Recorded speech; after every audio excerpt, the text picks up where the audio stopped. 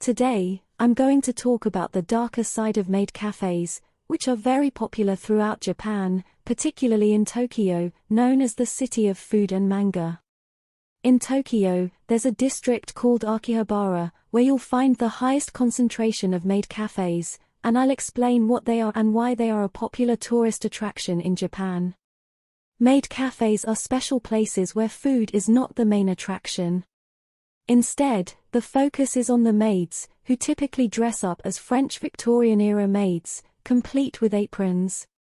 They treat customers as masters of a Victorian mansion, engaging in playful activities like drawing with ketchup on the food and taking photos with the patrons. These cafes are very well known in Japan, especially in Akihabara, which is the hub for otaku, anime, and manga fans. It's common to see costumed maids enticing customers on the street to enter the cafes where they work.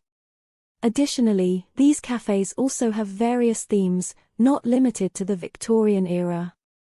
They are popular not only in Japan but also around the world, with establishments in the United States and Europe.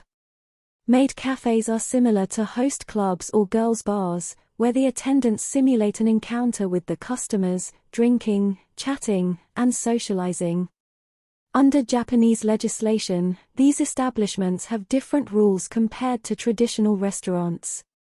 For example, social restaurants can only operate until a maximum of 1 o'clock in the morning, whereas regular restaurants can operate 24 hours a day as long as the primary focus is on food. Because of this, some maid cafes have registered as regular restaurants to avoid these legal limitations.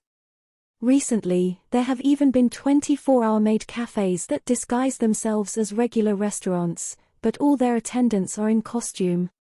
They cannot charge an entry fee, so the food prices are extremely high to compensate. However, in 2021, the police conducted an operation to arrest the owners of these underground cafes, not only for circumventing the law but also because the employees often ended up working long hours and enduring extremely strenuous work. One news report told the story of a foreign girl who worked as a maid in one of Akihabara's largest maid cafes. While it's rare to see foreigners in this role, the majority of maids in maid cafes are Japanese. The report highlighted how the expectations of this job differed from the reality. Many young people who enjoy anime, manga, and the kawaii aesthetic find the idea of working in maid cafes attractive, thinking it will be a relaxed job. However, the report revealed that the selection process for these positions is stringent. After the interview, the candidate received a 6-page script detailing everything she should do, from the customer's arrival to departure. She also had to undergo a 7-hour training course, during which she was evaluated while following the script, all for a part-time position. The young woman explained that within the maid cafe, there is a hierarchy based on the appearance of the girls, where those who fit the Japanese beauty standard are given higher positions. This creates significant pressure from both the company and customers, who make comments about the appearance and weight of the employees.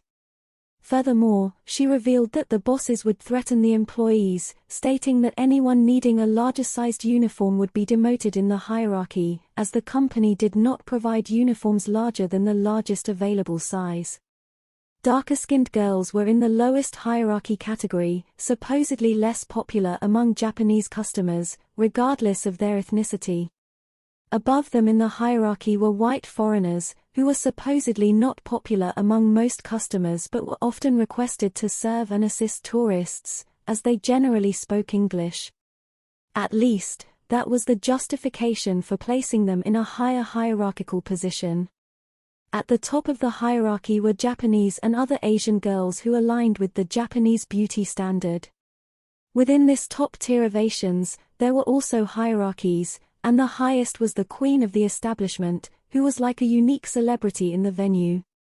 She had thousands of social media followers and was the face of the maid cafe's advertisements, in addition to leading the establishment.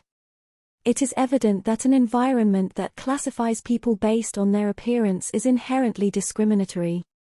Hierarchizing based on appearance is an act of discrimination in itself. These conditions ultimately create a toxic environment where the employees themselves often feed intrigue among each other. The establishment encourages competition among the employees, and there are internet forums where the employees post anonymously, spewing hatred and causing discord among themselves. She explained that this created an extremely unpleasant atmosphere. Often, she saw forum posts in which other girls from the establishment mentioned the names of their colleagues. When she arrived at work the next day, she knew that one of her colleagues was the author of the post, even though she didn't know exactly who. This created a completely tense and hostile atmosphere among them. To make matters worse, on these same forums, some Maid Cafe customers wrote about the employees, passing judgment on their bodies and appearances.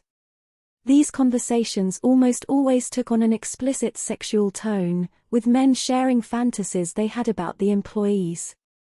This left the girls afraid to work, as they imagined that these men could be customers they had served before and now knew where they worked and who they were. All of this created a very complex and toxic environment.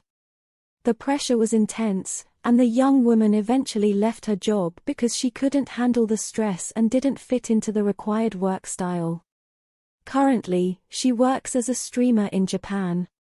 Although she has some good memories from that time and made friends, her experience in a maid cafe revealed the dark side of these establishments, where employees often face pressure and uncomfortable situations behind their smiling facades. The goal is not to demonize this type of attraction, as many people have an interest in visiting these places in Japan, but it's important to be aware that this reality exists. Well, I hope you enjoyed this video. Please leave your thoughts on these establishments in the comments, and don't forget to like the video and subscribe to the channel to help us continue producing content. Until next time.